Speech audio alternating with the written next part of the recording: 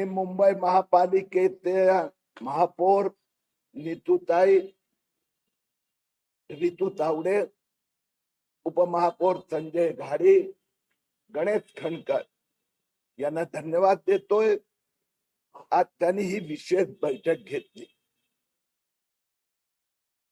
मुंबईत जे बोगस जन्म प्रमाणपत्र घेऊन गेले, ज्यांच्याकडे ते महाराष्ट्रात हिंदुस्थान जन्म झाल्याचा कोणता पुरावा नाही, असे 10,000 लोक संबंधी माहिती मी मुंबई महापालिकेला दिलेली आहे. गेले अनेक महिने पाठपुरावा करीत आहोत. मुंबई महापालिकेचं माफिया राज संपण्याचा आज पहिला पुरावा आहे. कारण की हे जन्म प्रमाणपत्र घोटाळा हे बांगलादेशी माफिया आणि मुंब्रा गँग चालवत होती. एक जसं रितू तावडेने एक उदाहरण दिलं, डॉक्टर अशरफ काझी. मी यांच्याकडे 100 डॉक्टरांची यादी दिली आहे. 100 त्यात मानकुट, गोवंडी, देवनार, नौपाडा, नागपाडा, बेहरामपाडा, कलिना, कुर्ला यातील असे हे डॉक्टर्स आहेत की जे बोगस जन्म प्रमाणपत्र देतात, घरी जन्म झाल्याचं सर्टिफिकेट देतात.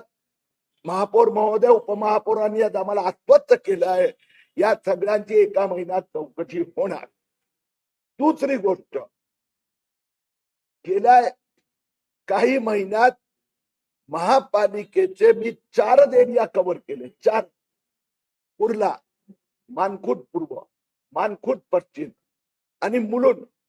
मुलुंड मध्ये फक्त 2 उदाहरणं सापडली, परंतु या 3 परिसरात 2,500 अशी नावं सापडली.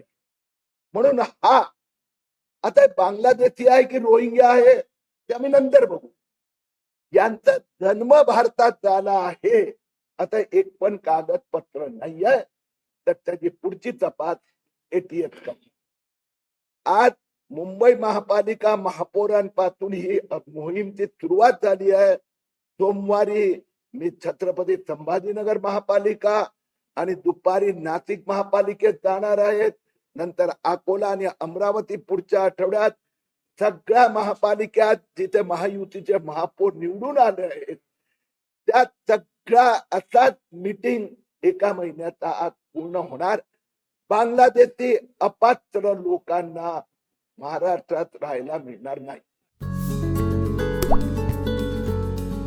आता जोकासू एसटीपी या अत्याधुनिक जॅपनीज तंत्रज्ञानाने सुसज्ज, quick installation, energy efficient, noiseless blowers, low maintenance या आणि अशा वैशिष्ट्यांनी परिपूर्ण जोकासू एसटीपी तंत्रज्ञान प्रकल्प उभारणीपासून ते विक्री पश्चात समाधानकारक सेवा देणारी, भारताबरोबरच परदेशात देखील प्रकल्पांची यशस्वी उभारणी करणारी company Deccan water treatment private limited.